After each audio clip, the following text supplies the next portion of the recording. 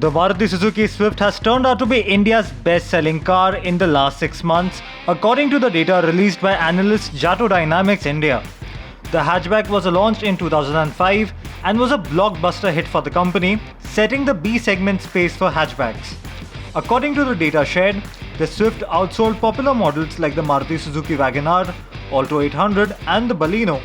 Interestingly, the fifth best-selling car was the Hyundai Creta, outselling the Maruti Suzuki Dzire and the Eco Van.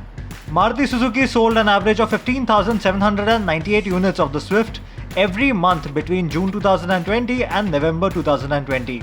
Out of the 10 best-selling models in the last 6 months, 7 models are from Maruti Suzuki stable, while Hyundai remains the second best-selling car company in India with 2 models. Kia Motors joined this list with the Seltos compact SUV.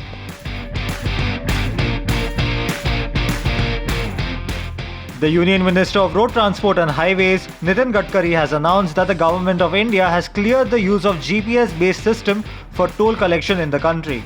This technology will ensure seamless movement of vehicles across the country, and it will also help India become a toll booth-free nation in the next 2 years, according to the Union Minister. Gadkari further added that with the GPS-based system, the toll amount will be deducted directly from the bank account of owners based on the movement of the vehicle. Furthermore, Gadkari said that he expects toll collection to reach 34,000 crore rupees by March 2021, while the new technology for toll collection will help the government collect up to 1,34,000 crore rupees in the next 5 years.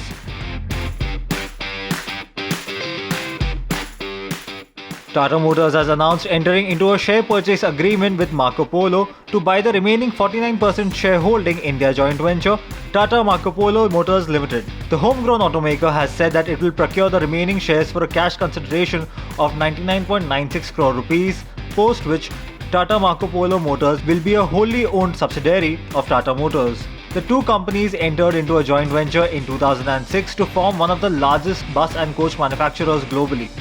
However, the Brazilian bus and coach manufacturer has now decided to exit from the JV. That being said, both companies are open to collaborating in the future for body bus design and technical consulting services.